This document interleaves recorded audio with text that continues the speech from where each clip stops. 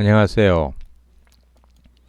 오늘 사실 라이브 강의 첫 순서로 여러분들과 만날 수 있기를 바랬는데 스트리밍에 문제가 생겨가지고 녹화로 올리게 된 걸 너무 죄송하게 생각합니다. 기초 과정의 하나로 다이어트 원리 이해에 대한 시리즈물을 앞으로 계속 여러분들하고 같이 공부해 볼 기회를 가지겠습니다. 우리가 이제 다이어트 전문가가 되기를 원하는 사업자분들이 굉장히 많습니다. 그러면 다이어트 전문가가 되기 위해서 기본적으로 여러 가지 뭐 필요할 텐데요. 제가 개인적으로 생각하기에 전문가가 뭐 어떤 분야든 하루아침에 금방 쉽게 되지는 않지 않습니까? 그래서 프로 선수들도 그렇고 결국은 기본기가 탄탄할 때 우리가 거기에 살을 붙이고 뭐 책을 보고 오디오를 통해서 또는 강의나 세미나 교육을 통해서 또 꾸준히 학습을 하고 필드 경험도 쌓이고 그렇게 되면서 차츰 역량이 강화돼서 전문가가 될 수 있습니다. 그래서 다이어트 같은 경우도 결국은 기본기가 튼튼해야 된다라는 걸 좀 강조하고 싶습니다. 그래서 다이어트의 기본기란 건 뭐냐 하면 어떻게 하면 살을 뺄 수 있는가 이제 그런 문제를 우리가 풀어가야 되는 부분인데 기본적으로 탄수화물, 단백질, 지방이 어떻게 소화되고 대사되는지 그리고 또 우리 몸이 항상성 유지를 위해서 혈당을 어떻게 이제 조절하는 건지, 그 다음에 인슐린의 기본적인 개념이라든지 이런 부분들이 좀 필요합니다. 그리고 지방 신생 합성이 언제 일어나는지, 또는 포도당 신생 합성이 언제 일어나는지, 그리고 체지방이 또 어떻게 분해되는지 그 원리에 대한 부분들도 좀 필요할 것 같고요. 그 다음에 또 여러 가지 효소에 대해서도 조금 알고 있어야 되는데, 특히 이제 다이어트에서는 지단백 분해 효소 그리고 호르몬 센시티브 라이파즈라고 HSL 효소 이게 어떻게 그 살을 찌우고 빼고 하는 거에 관련이 있는지 이런 것들에 대한 기본적인 개념이 없이 그냥 책을 보고 그렇게 가볍게 이렇게 공부를 해서는 조금 힘들 과정이 되지 않을까 이렇게 생각합니다. 그래서 저는 기본기에 관련된 부분을 조금 몇 차례 여러분들하고 같이 이렇게 공부를 했으면 좋겠습니다. 여기 보시면 세면대에 지금 물이 차고 있죠. 그래서 세면대에 물이 차는 이유가 뭘까요? 우선적으로는 물이 차는 이유는 일단 이제 이게 물이 계속 흘러 나오게 이제 잠그지 않아서 그렇겠죠. 그리고 또 하나 중요한 부분은 물이 계속 나오더라도 배수가 잘 되면 세면대에 물이 차지 않습니다. 그래서 배수가 잘 되지 않기 때문에 이제 물이 찬다고 볼 수 있는데 여기에서 우리가 세면대에 물이 차는 것을 우리 이제 살이 찌는 거하고 비교해 본다면 결국 물이 계속 나오는 거는 체지방이 축적되는 거, 체지방이 생성되는 거죠. 그리고 배수가 잘 안 되는 건 체지방이 소모되는 거, 분해되는 거, 그걸 비유할 수 있겠습니다. 결국은 살이 찐다는 얘기는 체지방 생성하고 분해의 관점에서 보면 두 개가 다 문제가 될 수 있지만 조금 간과되는 부분이 체지방 분해가 굉장히 중요한 요소가 될 수 있는데 그쪽에 조금 관심을 가지고 어떤 원리로 체지방이 또 만들어지고 분해될 수 있는지 그런 부분에 대해서도 좀 설명이 필요할 것 같습니다. 오늘의 우선 첫 번째 시간 목표는 탄수화물에 대한 이해를 조금 해보고요. 그 다음에 혈당과 인슐린에 대해서도 조금 알아보고 그 다음에 이제 탄수화물이 소화된 포도당이 결국 최종적으로 어떤 운명을 가지고 있는지 어떻게 되는 건지 그거에 대해서 간단히 알아보는 시간을 가지도록 하겠습니다. 우리 몸은 뭐 연료가 필요하죠. 온몸의 기관들이 이제 움직이고 해야 되니까요. 그런데 우리 몸에 연료로 쓰일 수 있는 건 탄수화물과 지방과 단백질, 또 이제 나중에 지방으로부터 만들어지는 케톤도 이제 연료로 쓰일 수 있지만, 일단은 오늘은 탄수화물, 지방, 단백질에 국한해서 한번 이야기를 해봅시다. 그러면 단백질은 우리 몸의 구성 요소고, 또 호르몬의 재료, 신경 전달 물질, 또 항체를 만드는 데 쓰이고, pH 농도 밸런스를 유지하는데 뭐 여러 가지 중요하게 쓰이고 있습니다. 그래서 오히려 연료로 쓰이는 건 탄수화물과 지방이 우리 몸의 주 원료다, 이렇게 생각하시면 되겠습니다. 그리고 탄수화물보다도 지방이 g당에너지를 만들어낼 수 있는 칼로리가 탄수화물, 단백질 같은 경우는 4kcal, 지방은 9kcal로 훨씬 더 효율적인 에너지원이다, 이렇게 볼 수 있겠습니다. 그래서 탄수화물과 지방 중에서 오늘은 탄수화물에 대해서 이제 알아보도록 하겠습니다. 간단하게 탄수화물의 종류를 살펴보도록 하겠습니다. 탄수화물을 크게 단당류, 이당류, 다당류 이렇게 세 가지로 나눠볼 수 있는데, 단당류의 종류에는 포도당과 과당, 그 다음에 갈락토스, 이렇게 세 종류가 있다고 보시면 되고요. 그 다음에 이당류는 단당류들이 이제 결합된 형태죠. 그래서 메가당과 설탕, 설탕은 포도당과 과당이 결합된 형태라고 보시면 됩니다. 그 다음에 젖당, 이렇게 대표적으로 세 종류가 있고요. 그 다음에 이제 다당류는 녹말과 그 다음에 식이섬유, 그 다음에 포도당을 저장하는 어떤 형태로 글리코겐이라는 게 있습니다. 그래서 이렇게 간단하게 탄수화물 종류는 이렇게 있는 걸로 그렇게 이해하시면 되겠고요. 자, 그 다음에 그러면 결국 탄수화물은 어떻게 되는 거냐 하는 거죠. 우리가 밥을 먹고 빵을 먹고, 여기 또 뭐죠, 라면인가요? 그 다음에 과일과 채소도 있고 이제 설탕도 있고, 이런 여러 가지 탄수화물이 예를 들었는데, 탄수화물은 결국은 거의 대부분은 우리 몸에 들어와서 소화 과정을 거쳐 가지고 포도당으로 바뀌어서 흡수된다, 이렇게 생각하시면 되겠습니다. 그러면 소화돼서 포도당의 형태로 이제 쪼개져서 결국 흡수될 건데요. 그러면 이렇게 흡수되는 것이 혈액 속에 이제 있게 되겠죠. 그래서 혈액 속에 있는 흡수된 포도당을 우리가 혈당이라고 이야기합니다. 그래서 뭐 혈당을 측정했는데 뭐 식후 2시간 혈당이 어떻다, 공복 혈당이 어떻다, 이렇게 얘기하는 것은 이제 혈중 포도당 농도를 나타내는 수치라고 보시면 됩니다. 그래서 우리가 정상적인 경우에는 공복 혈당이 99 이하, 100 이하죠. 그리고 식후 2시간 후에 이제 혈당을 측정했을 때는 140 이하, 이 정도 있을 때 이제 정상 범위라고 보시면 되고요.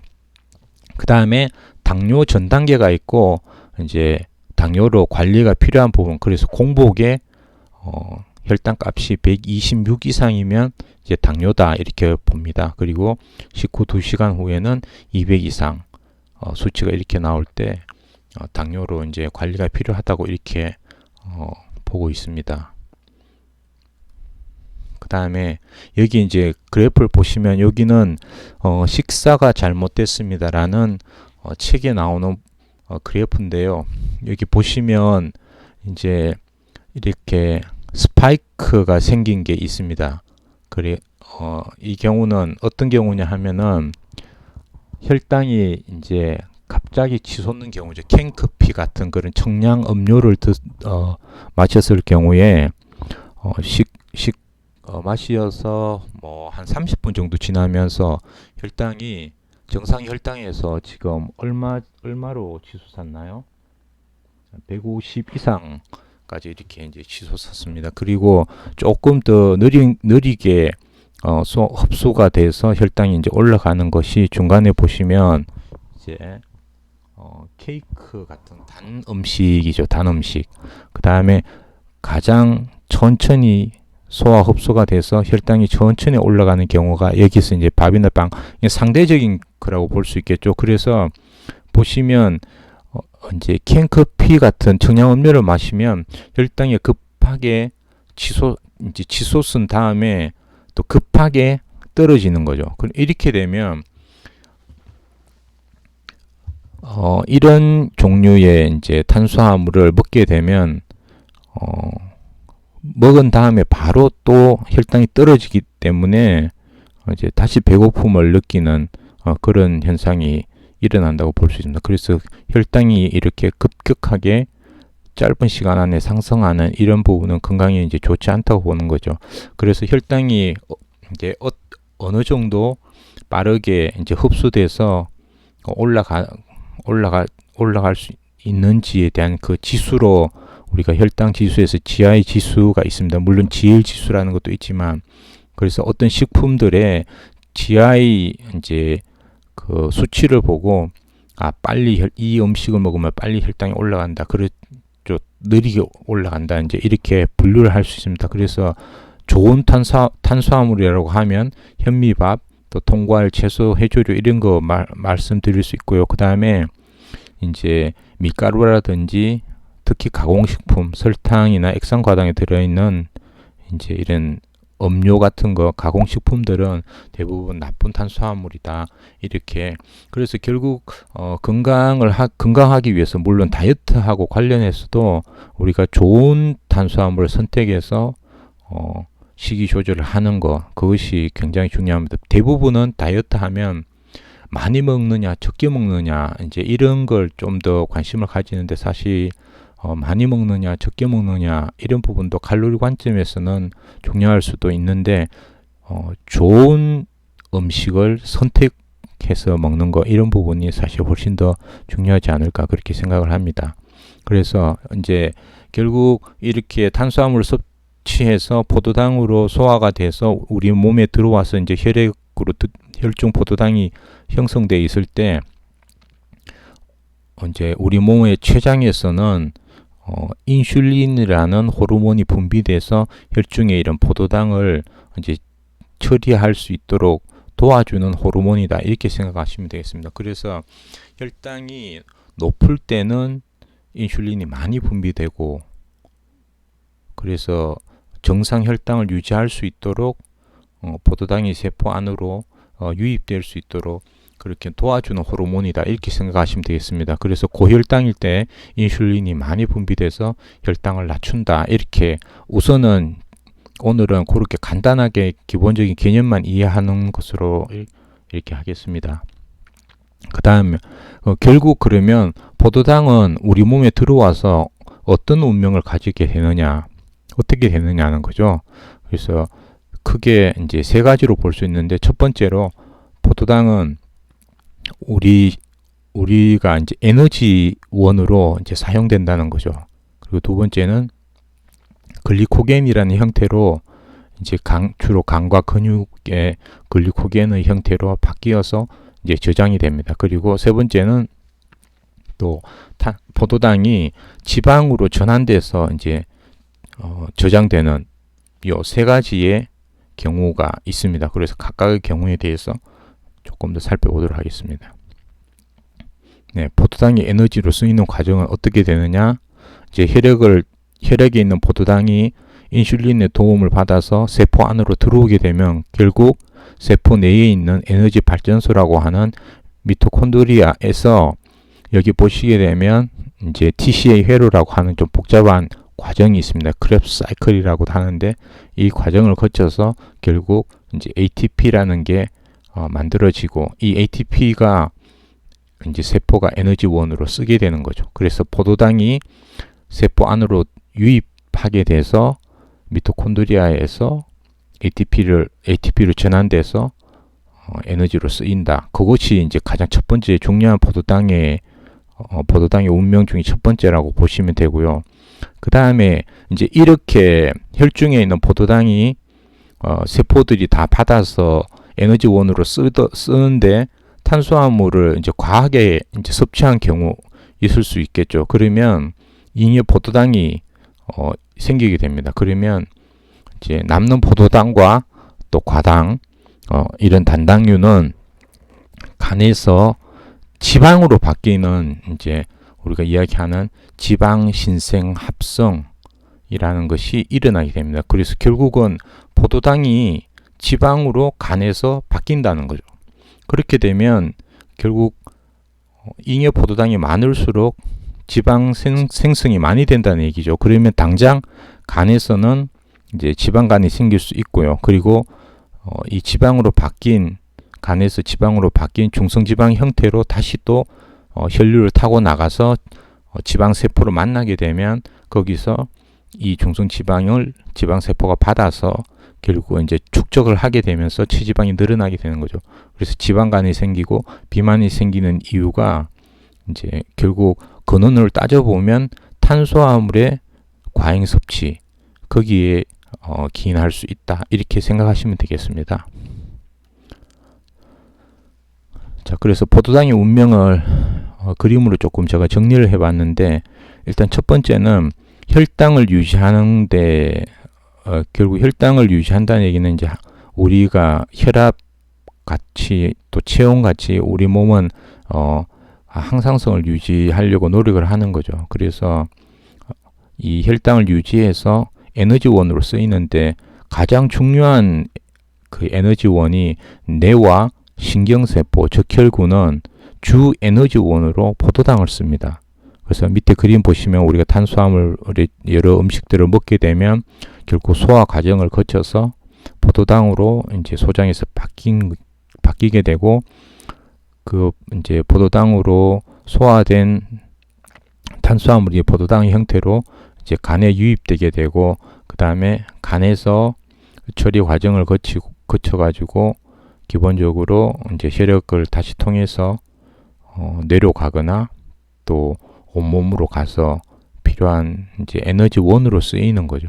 그래서 잘 생각해 보시면 혈당을 유지하려고 한다는 거, 우리 몸은 혈당을 정상으로 유지하려고 하기 위해서 포도당을 이제 어떻게 쓰는 건지 그런 관점에서 생각해 보시면 포도당의 운명에 대해서 조금 이해하시는 데 도움이 될 것 같습니다.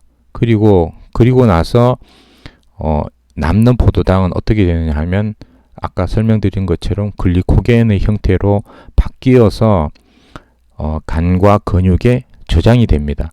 그래서 보시게 되면 간과 근육에 간에는 약 한 100g 정도 저장이 될 수 있고요. 근육이 많은 사람과 적은 사람 약간의 차이가 있을 수 있지만 평균적으로 한 300g 정도는 근육이 저장됩니다. 그러면 이렇게 저장된 글리코겐은 근육에 저장된 글리코겐은 우리가 이제 과한 운동을 한다든지 이렇게 되면 근육에 주로 이제 근육의 에너지원으로 소모가 되고요.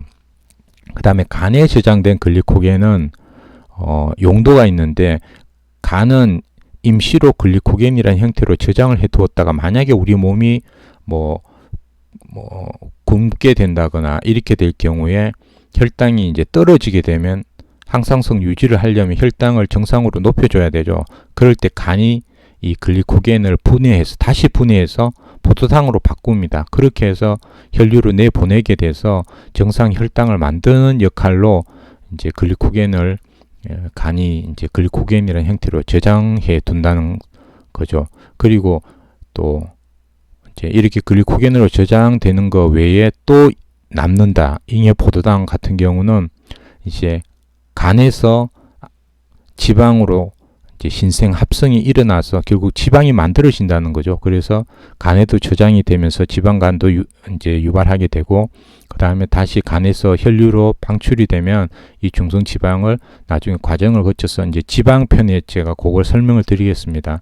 중성 지방을 지방세포가 받아가지고 결국 몸에 지방으로 저장을 하게 되면서 결국 비만의 원인이 되는 부분이 생각할 수 있겠습니다. 여기 보시면 이제 최근에 나온 책 중에 하나인데요.